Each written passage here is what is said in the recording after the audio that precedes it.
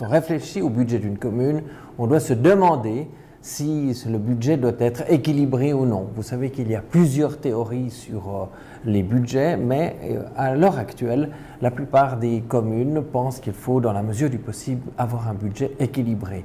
Et c'est particulièrement vrai aujourd'hui parce que vous savez que si on n'a pas un budget équilibré, cela conduit à une accumulation de dettes et toute la discussion qu'il y a actuellement en Europe tourne autour de cet endettement des États et des communautés publiques. Donc, nous sommes particulièrement sensibles parce que l'environnement actuel autour du financement des États est tel qu'une commune se dit qu'il faudrait absolument éviter de se retrouver dans un tel cas de figure.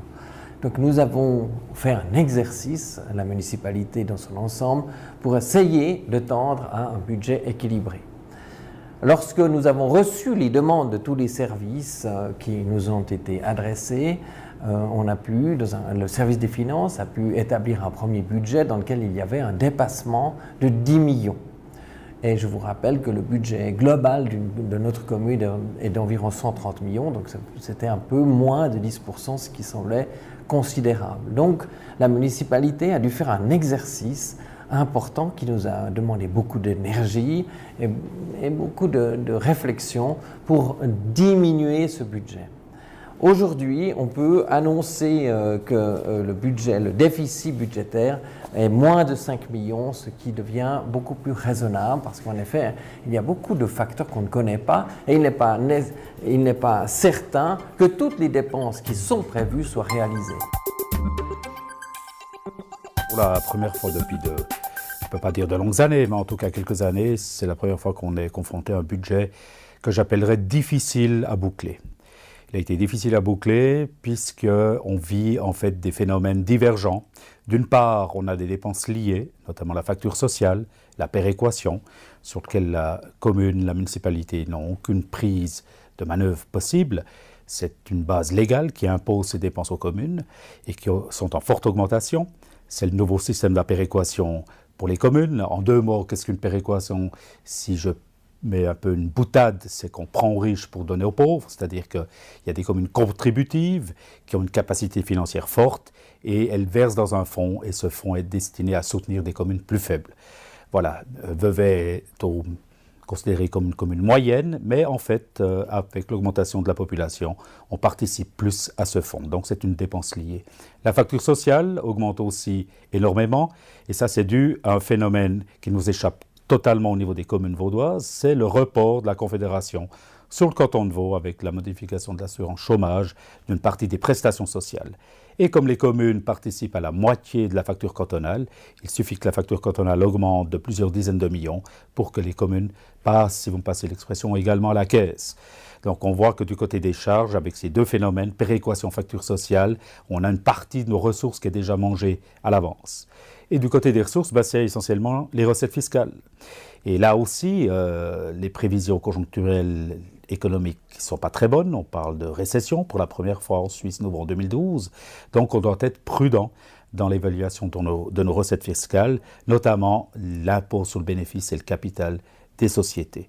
Au niveau des personnes physiques, on a été quand même assez optimiste parce qu'on s'attend encore à une augmentation du nombre d'habitants l'année prochaine à Vevey et a fortiori du nombre de contribuables.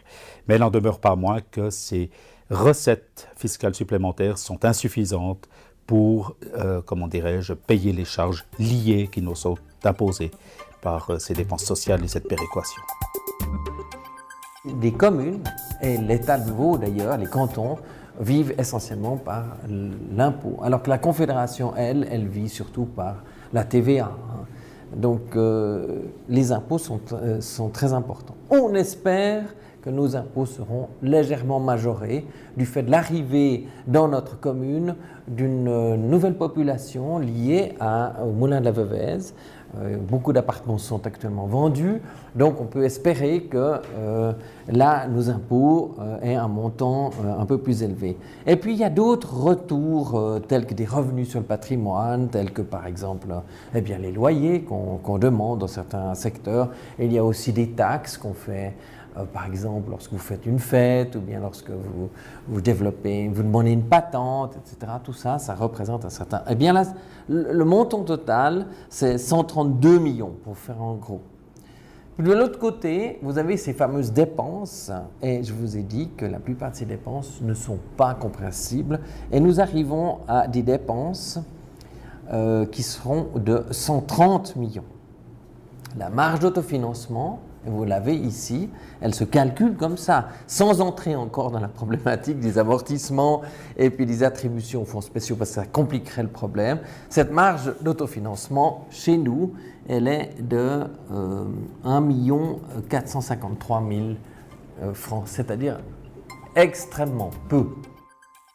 Donc en termes de finances publiques, le ménage communal est séparé en 2 chapitres bien distincts.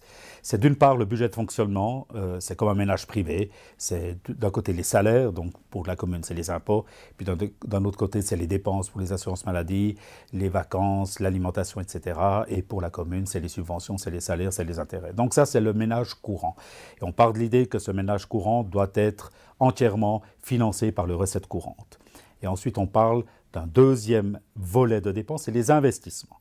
Les investissements, ce n'est pas du fonctionnement, c'est en fait des dépenses qui enrichissent, qui créent des biens pour le patrimoine et qui servent à plusieurs générations, qui ont une durabilité dans le temps.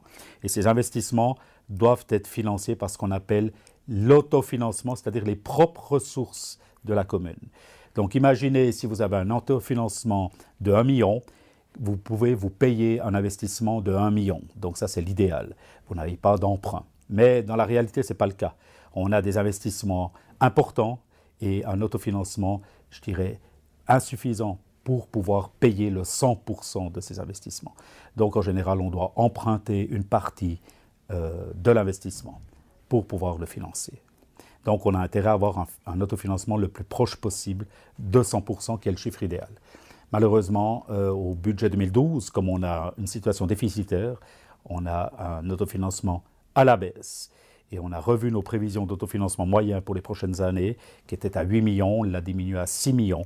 Ce qui veut dire que si on veut éviter un recours excessif à l'emprunt, il faut également réduire, étaler, reporter dans le temps nos investissements, d'une part, et d'autre part faire un effort sur le budget de fonctionnement pour essayer de maintenir cette marge d'autofinancement.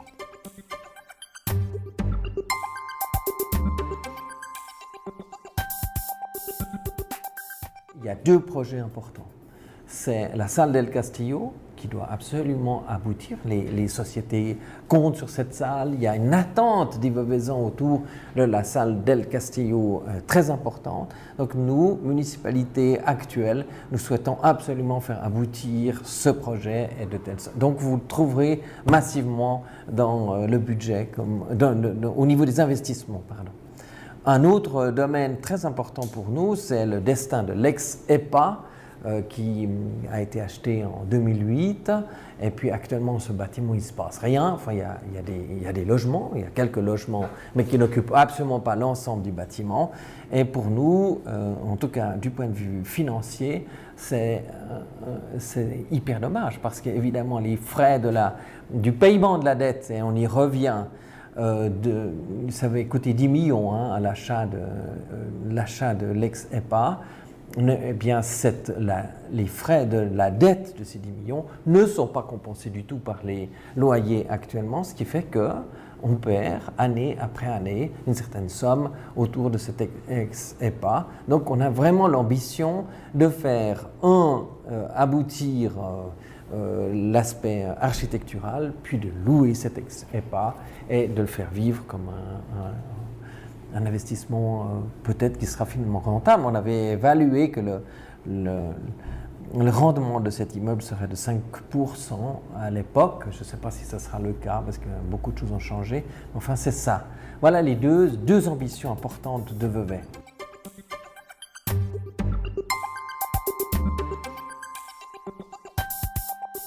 Je pense que maintenant, il faudrait être plus attentif à ce qu'on appelle le suivi du budget, et notamment d'anticiper à l'avance les rentrées fiscales pour dire à un moment donné, sur des nouvelles dépenses à engager dans l'année, de les valider ou non en fonction des prévisions fiscales. C'est-à-dire de mettre la pédale sur le frein peut-être avant le bouclement des comptes, ou finalement au bouclement des comptes, c'est trop tard, puisqu'on ne peut que constater un éventuel déficit, comme en 2010.